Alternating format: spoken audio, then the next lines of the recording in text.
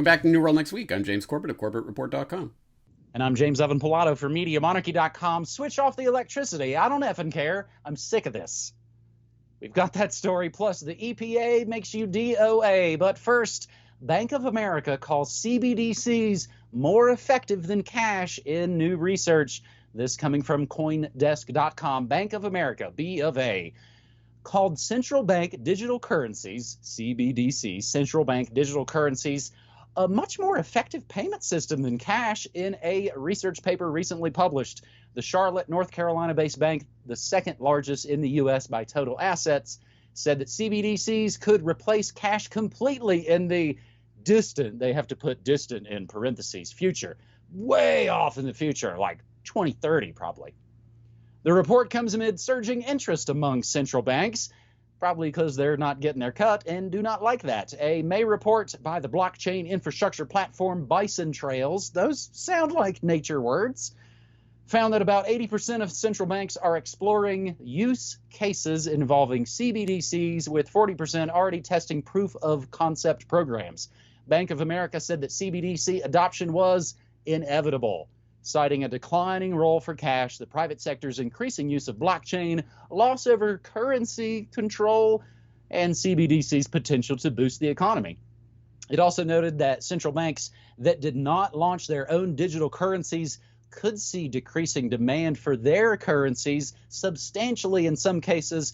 And of course, you'll have a smaller role if you don't, of course, adopt the digital dollar. Addressing concerns that a CBDC could compete with bank deposits, spurring bank runs, and compromise individual security, the paper highlighted central banks' very cautious approach. Separately, B of A, B very of A, has also approved the trading of Bitcoin futures for some clients, and its prime brokerage unit has started the clearing and settlement of cryptocurrency exchange-traded products, ETPs, for hedge funds in Europe. And of course, we will link up the PDF of the research, Infrastructure and Design of Central Bank Digital Currencies, a research report by Bison Trails. Man, James, I don't know. This Bitcoin thing's starting to look like a giant psyop, maybe. Ding, ding, ding. Yeah, thank you. Nice callback. So for people who don't know, we'll throw it in the show notes. Episode 328 of the Corbett Report, the Bitcoin Psyop, talking about exactly what is represented perfectly in this article, where they go from talking about the central bank digital currency effortlessly into talking about blockchain and Bitcoin as if it's all the same, right? It's all just the same thing. And they do that over and over in this article. Unless you know what they're actually saying, but 99% of people who read this won't understand what they're saying. Bank of America said that CBDC adoption was inevitable, citing a declining role for cash, the private sector's increasing use of blockchain technology, loss of control over currency, blah, blah, blah. They're giving you the reasons why the central banks, or at least the fig leaf of the reason why they want to come in and once again take over this, make sure that they have their monopoly, and in fact, an even greater monopoly on the money printing than before, as opposed to the blockchain technology. Because of blockchain technology, we need to start this CBDC because of private sector. Oh, no, you can't go create currencies. That's our domain. And then they say, the paper said that CBDC qualifies as money because it allows storing of value and being a unit of account and means of exchange, differentiating them from cryptocurrency. So again, if you're actually reading this and understand what they're saying, they are making it very apparent. CBDC is not cryptocurrency, it's not blockchain. This has nothing to do with blockchain technology, actually, because for anyone who actually knows what blockchain is, we're talking about a centralized permissioned ledger, which is the exact opposite of blockchain technology. They could call it blockchain. I guess they could use some sort of blockchain, but it would be like using your guitar as a fly swatter. I mean, you can do that, I guess, but your guitar is not a fly swatter. That's not what it's for. You're doing it wrong. You can use a blockchain for a centralized permissioned ledger, but that's not what it's for. That's not how it's used. You're doing it wrong. So again, people who don't understand these basic terms will be easily misled into thinking CBDC, crypto, Bitcoin, it's all the same, right? Wrong. But I want to especially thank video editor extraordinaire Brock West for submitting this particular story for New World Next Week this week, because it led me to discovering a new site, a new source of information that I didn't know existed. It's called CBDCinsider.com. And you know you've made it as a mainstream PSYOP idea when you have an insider insider website devoted to following every move on this story. So I'd suggest people check it out. And the RSS feed is nowhere visible on this page, so you're going to have to take cbdcinsider.com and add the /feed in order to find the RSS feed if you are interested in that. But it's probably worth keeping an eye on this topic because it is going to be more and more important from here on out. And it was on that website that I found this study suggests Canadian CBDC could promote digital innovation within the country, blah, blah, blah. The Bank of Canada suggested that a Canadian CBDC could provide a number of innovations, including the elimination of transaction fees from debit and credit cards. Hey guys, look at this little carrot. Woo! A study released by Canada's central bank, Banque du Canada, has noted a number of favorable reasons that the country could benefit from its own central bank digital currency, or CBDC. The document laid out two scenarios that might result in the bank issuing a CBDC at some future date. One would be if citizens were no longer widely using cash within the country for reasons that were left unspecified. The other could be if a digital currency, public or private, were to become so widely adopted as to threaten the sovereignty of Canada's existing central currency. I mean, they're laying it out for you right there. Hey, guys, don't even think about transacting in anything other than our sovereign fiat money. Woo! You know, if you even think about that, we're going to go CBDC, we're going to eliminate cash, we're going to pull the plug. And they are prepping for the cyber pandemic. Part of the cyber pandemic will be stepping us into a CBDC world order. It is coming. I hope people are keeping their eye on this particular Psyop topic. James, we took the advice and did Cash Friday last Friday when we went to the grocery store. And what did the cashier say? Thank you. Tells you right there. No fees. I'm going to call bullplop on that one. They said paperless would totally eliminate all the extra fees. It's just computers. You don't have to pay. Why do I have extra fees? Everything I do online. Again, something tells me they're liars and they're lying again. Remember, the same folks that tell you you can't make your own money are the same folks that tell you you couldn't possibly control your own health. James, somebody mentioned this morning in the Media Monarchy chat, if I can show this strange thing on camera. It's very reflective, very beautiful. Somebody mentioned in the Media Monarchy chat, because they are in Utah, they're like, hey, how about Utah Goldbacks? This is a $5... You kind of hear it. It's really pretty interesting. A listener sent this several months back. This is $5 worth of Utah Goldbacks. People can create their own currencies. Money is anything people agree on that has value. And I would imagine that smashed actual gold would probably have some actual value, James. As we move to episode 2, or rather segment 2, on this episode 454 of New World Next Week, this is a pretty big one. This is one to send to your friends and family who, I don't know, maybe trust the brave New World Order and all the nice chemicals and drugs they offer them. Whistleblowers expose corruption in EPA Chemical Safety Office. This coming from, of course, the recently de-Greenwalded Intercept. Managers and career staff. This isn't just the lowly mailroom and custodians. Not to diminish those people, they're way more important than managers and career staff. Managers and career staff in the Environmental Protection Agency's Office of Chemical Safety and Pollution Prevention tampered with the assessments of dozens of chemicals to make them appear safer, according to 4 whistleblower scientists who work at the agency. The whistleblowers, whose jobs involve identifying the potential harms posed by new chemicals, provided the Intercept with detailed evidence of pressure within the agency to minimize or remove evidence of potential adverse effects of the chemicals, including neurological effects, birth defects, and of course everyone's favorite, cancer. On several occasions, information about hazards was deleted from agency assessments without informing or seeking the consent of the scientists who authored them in the first place. Some of these cases led the EPA to withhold critical information from the public about potentially dangerous chemical exposures. In other cases, the removal of the hazard information or the altering of the scientists' conclusions and reports paved the way for the use of chemicals which otherwise would not have been allowed on the freaking market.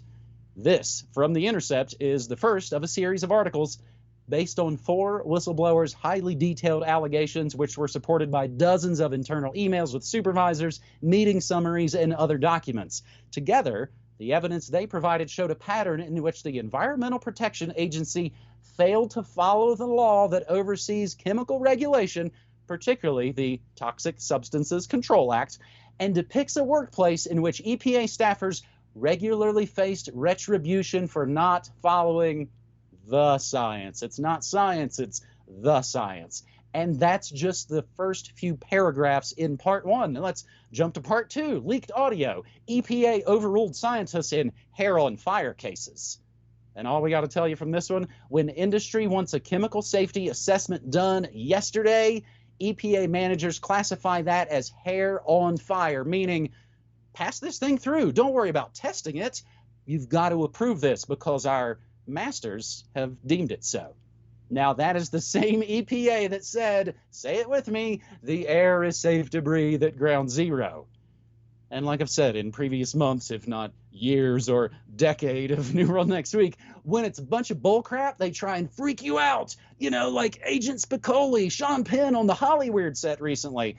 But when it's going to kill you fast, they lie through their criminal little Eichmann teeth. James, this enrages me.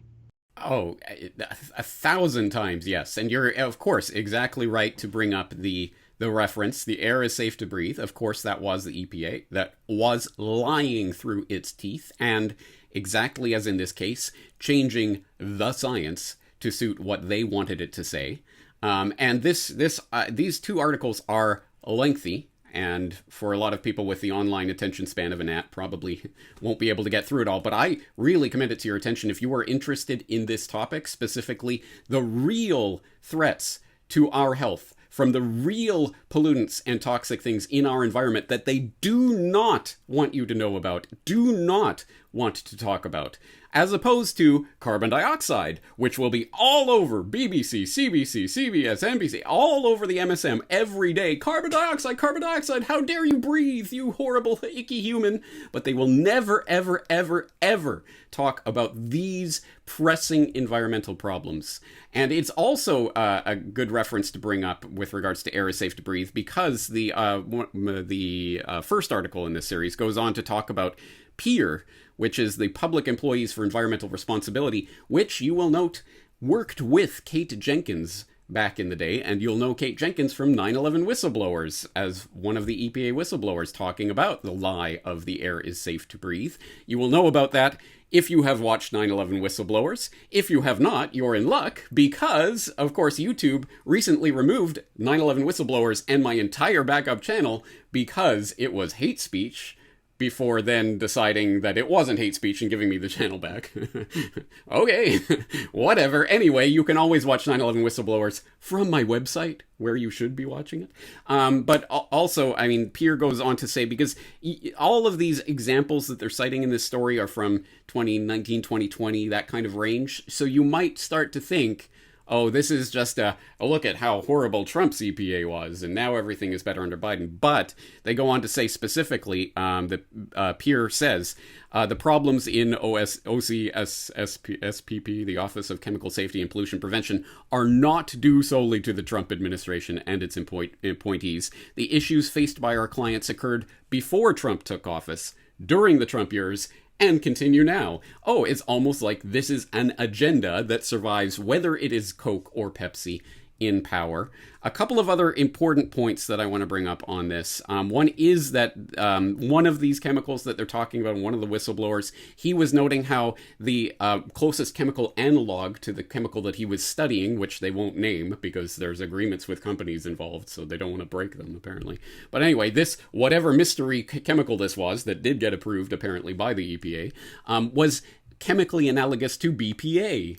Yes, bisphenol A, that bisphenol A. So this whistleblower was trying to raise concerns about the possible effects on fertility, etc., that we know are associated with BPA. He was overruled in that case.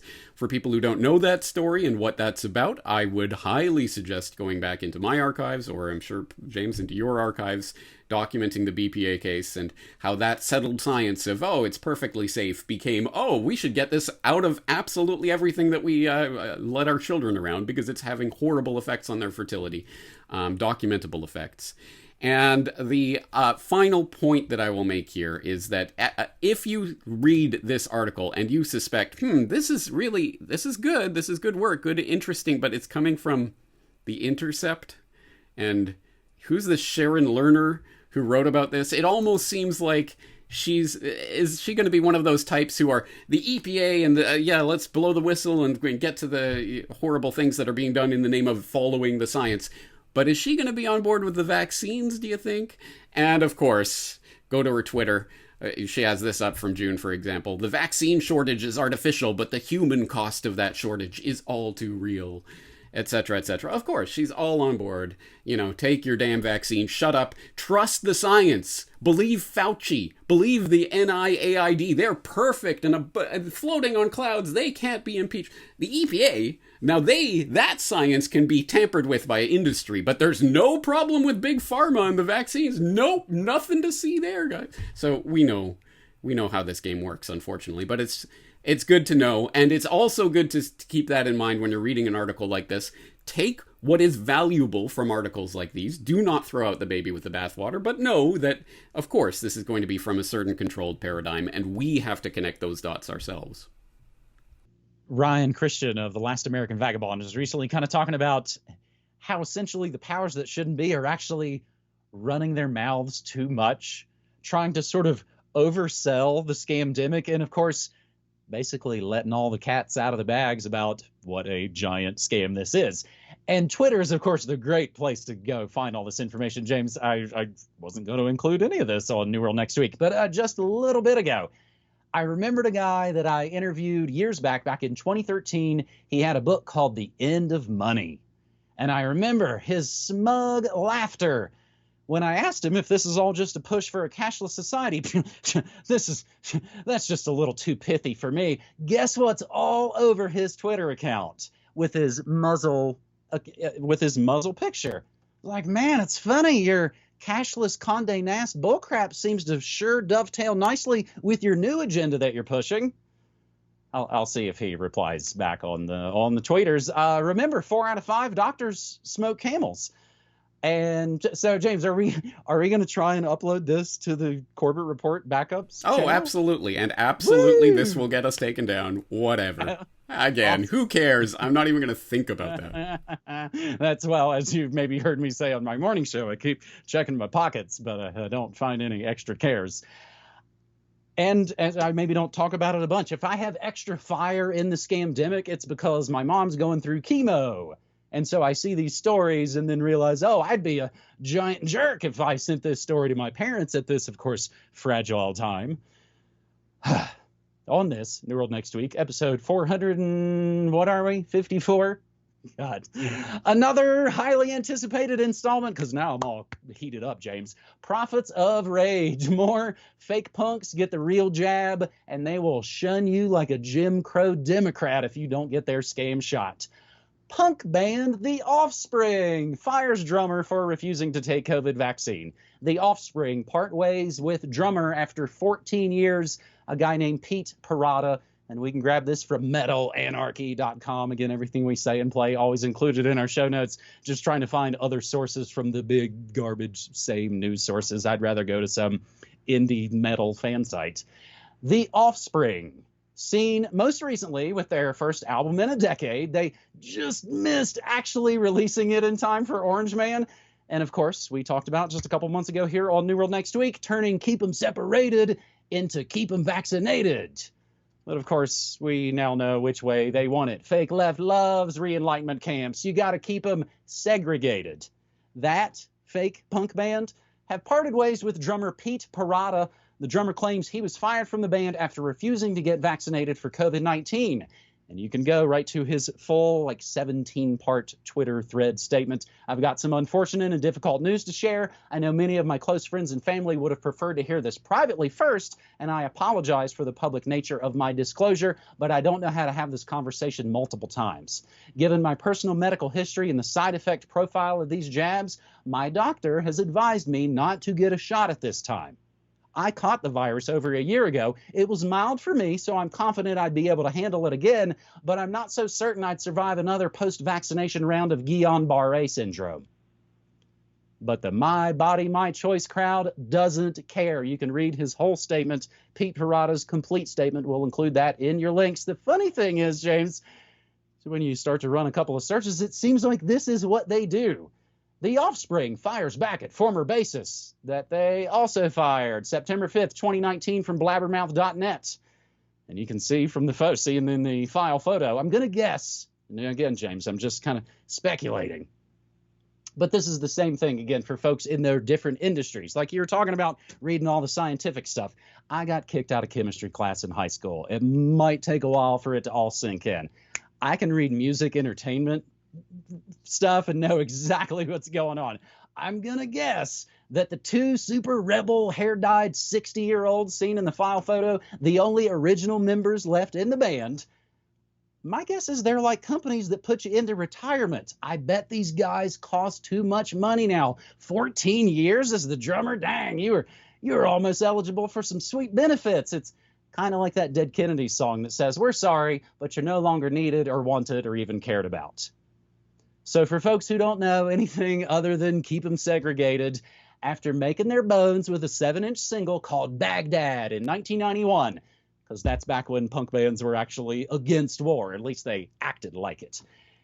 So then they signed to Epitaph Records. That's Brett Gurwitz of Bad Religion's label. There would be fellow fake left California capitalists exploiting dumb punk kids who don't know better. Yet, peaking at number 4 on the U.S. Billboard 200 charts, number 4 on the album charts, The Offspring's Smash, which features, of course, Keep 'Em Separated and a couple other hit songs, sold 11 million copies worldwide. It is still, to this day, the best-selling album released by an independent label. Then what do?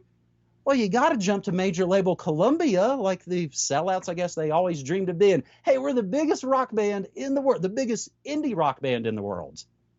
We should sell out to a multinational corporation, I guess, since they're people and all. That reminds me, that's exactly what Arcade Fire did. The only indie band in history to win the Grammy for Album of the Year. And what do they do next? Crap on everybody who got them to that position. And now Offspring, hey, they do have their first album out in a decade. And gosh, I'm not the type of guy to say these sorts of things, but their new album cover looks like it's got a whole lot of Dias de los Muertos, like Day of the Dead, cultural appropriation. I'm pretty sure Noodles Wasserman and valedictorian I just learned. Yeah, Dexter, the lead singer, he was the friggin' valedictorian. I'm pretty sure those 60-year-old PhDs posing as punks are wealthy, university-educated white males throwing their weight around. Remember when people were pissed about that sort of thing? Let's head over to Germany, meanwhile, where musicians are speaking out and, of course, suffering the consequences. For nearly 40 years, 99 Luftballons. German pop singer Nina pitched herself as a canary in the coal mine. In 1984, 99 red balloons, of course, warning about nuclear annihilation. At a Sunday evening concert in Berlin, Germany, Nina declared war on Germany's COVID-19 response, encouraging concertgoers to disregard social distancing boxes and gather right at the foot of the stage. After several confrontations with concert stewards, which is a nice name for thugged out security, a crowd gathered at the stage apron, and the singer told them how the promoter was threatening to cancel the show unless they dispersed. She said, "I'll leave it up to your sense of responsibility whether you do it or not. Everyone can make a free decision, just as everyone can make a free decision whether to get vaccinated or not." And you know what happened after that? They pulled the plug. Now, I guess they let her actually finish the regular set, but no encores. Switch off the electricity or have the police get me down from here. I don't effing care. I'm sick of this, said Nina, who's now up with Van Morrison and the rest. And, of course, also her next concert was immediately canceled. James, another one. I got this sent by a couple of different peeps in Minneapolis. one of the big indie rock kind of clubs in Minneapolis, First Avenue. They've got a new policy, guys, effective immediately. All concerts and events at First Avenue and associated venues will require either proof of a full course of COVID-19 vaccination. I guess that's the 3 shots like that dead actor from Braveheart, maybe. Or also proof of a negative COVID-19 test taken in the prior 72 hours. Patrons must have a completed COVID-19 vaccination card with their final dose at least 14 days prior to the event, or a negative COVID-19 test result from 72 hours or less prior to the event. Those are your super punk rock clubs. Have fun going out of business, because I'm never going there. I don't think people James, I don't maybe guess people realize, not the least of which our friends and family, we will die on this hill. That's it. One last bit of bread maybe to put into the circuses. Unvaccinated, this is a fun one. Unvaccinated Steelers football players will wear yellow wristbands, presumably, James, because yellow stars would have been hard to see out on the gridiron field. God. There's my rage. How dare you cast aspersions on Dr. Brian Holland, I'll have you know, PhD in microbiology, who is totally a real punk, guys. Yeah. Okay, so we need to amplify the voices of Pete Parada and all the Pete Paradas in the world and let them know we are on your side. We understand what you are saying. You've taken a look at your own personal medical history in consultation with your doctor, no less. And you, with your doctor, have decided that the risks far outweigh any perceived potential benefits that they're talking about. And you have made the personal decision that you're not going to do this. And there are many, many, many people who are in that precise boat right now who now find all the guns of the biosecurity state pointed at them. You are going to be excluded from society like all these anti-vaxxers. Bleh. You are now the target of the biosecurity state. So what does that mean? We are on your side. Medical freedom. Your body, your choice. I will allow, as king of the universe, I will allow other people to take the shot if they want to. It's your body. It's your choice. I am not, and I perfectly support your decision not to, and I don't think that you should be living as a second-class citizen as a result of that. So we are on your side, and we need to amplify these voices, because I guarantee there are many, many people who are in that boat right now that are afraid to speak out precisely because they are not in the position to be able to be fired from their gig like Pete Parada just was for basically making his own choice about his own body in consultation with his doctor, no less. Once again, I want to stress, this is not some fringe crackpot conspiracy, blah, blah, blah. No, this is mainstream. No, don't take this shot. It's not good for you, given your medical history. Oh, you're out of the band. You can never play with us again.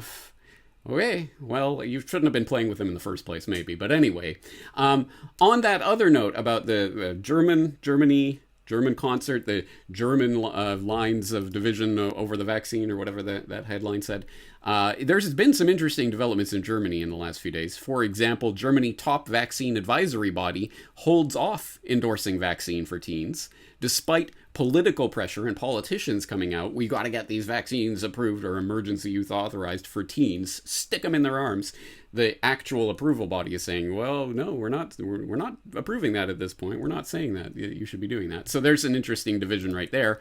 And another one that people might have seen, the editor-in-chief of Germany's top newspaper, Bild, has apologized for the news outlet's fear-driven coverage of COVID and said, we persuaded our children that they were going to murder their grandma if they dared to be what they are, children, or if they met their friends. None of this has been scientifically proven. Yeah, all right, good. Okay, that's the first step, Bild. I applaud you for taking that first step, but that is only the first step. And now you put the full resources of your mainstream institution into reporting on the reality of this. No more reporting any of the garbage, or at least unquestioningly reporting the garbage coming from the politicians' mouths. No, now you look at the real news and the real information, and you start making the real stories. And then I will be your biggest supporter outside of that mainstream bubble, trust me. So anyway, those are steps in the right direction. a lot of stuff happening. And I will just parenthetically note, because obviously this pertains to myself and my family, Alberta, for whatever reason, is, well, for a number of reasons, I'm sure, is becoming the most open place in North America at this point. They're dropping all of their masking requirements, all tracking and tracing, all of this, vaccine requirements, all of that is totally dropping it all, and they're going to treat COVID-19 as a regular respiratory. You don't have to test for asymptomatic. And people are celebrating, and yes, deservedly so, but note all of the mainstream media reaction to this always includes, and this is going to be the start of the next super spread. It's going to be the Alberta variant is going to be the next big variant. So I am holding my breath waiting for the other shoe to drop on this. I think they probably have some plans afoot for anyone who would dare to question and show that the emperor is wearing new clothes. But anyway, I will put a link to that in the show notes so people can check it out. Some incredible things are happening, and we'll see where this is going from here. As they say, sometimes years happen within weeks. In closing on this episode 454 of New World Next Week, oh man, YouTube's gonna get me too, James. After 13 years, they've finally tracked it down. Dark Winter Part 2 goes age restricted. So Dark Winter, remember, is the terror drill leading up to the anthrax psyop, at Fort Detrick, the place they had to keep shutting down because of all the leaks of all the stuff. Dark Winter, the terror drill run by the criminal American government, they made news videos for it. I have all 5 parts of them. I uploaded them in 2008. And I got a video this morning from GooTube that tells me Part 2 has been age restricted. The funny part is it gets worse as it goes along. Part 5 is the gnarliest one where the virus is out of control. Part 2, for some reason, has been age restricted by ThemeTube. And again, uploaded 13 years ago. James, they didn't even hit it when, of course, Hair Sniffer was talking about Dark Winter, Dark Winter, Dark Winter. But I guess it's become really relevant now. So, of course, that's why Alphabet Incorporated has to hide it from you. We will include links to Part 2 of Operation Dark Winter. In other, way more exciting news, calling all coincidence theorists. Next week on the Media Monarchy stream, I've got the big, giant surprise Media Monarchy project, a year or two in the works. It's going to be on the stream next week, starting Monday. I've got an exclusive new show, 5 episodes, relating to just, one of the biggest pieces of real history where the 30th anniversary happens next week. James, you know what I'm talking about. It's something you and I have both done a lot of work on over the last 15 years. It connects pretty much everything. The Fangsters, both the fake parties, high-tech software being stolen by the government, Iran-Contra, BCCI, Saddam, Bin Laden, and even Ghislaine Maxwell's dead Mossad dad. Tune in Monday, August 9th at 12 p.m. Pacific time for a new kind of radio drama from the Media Monarchy Kingdom. Casolero didn't kill himself. James, I am very excited about it. That story has its tentacles into everything, doesn't it? It All sure right. does. Excellent. Well, I'm very much looking forward to that, and I'm very much looking forward to talking to you again next week. 100% this video is getting us deleted from YouTube. Finally, finally, finally. So, to everyone watching this on YouTube and continuing to watch on YouTube, see you on the pirate streams. And James, I hope you'll be joining us there when you inevitably get your channel censored for daring to post government propaganda from 13 years ago or whatever. Well, 20 years ago at this point. I know. I've got a little more time. Maybe you could do some pirate streams on Media Monarchy channel. Well, I could probably get your channel eliminated if you want. Anyway, on that note, let's end it here for today. James, thanks for the stories. Thanks so much, buddy. Take care.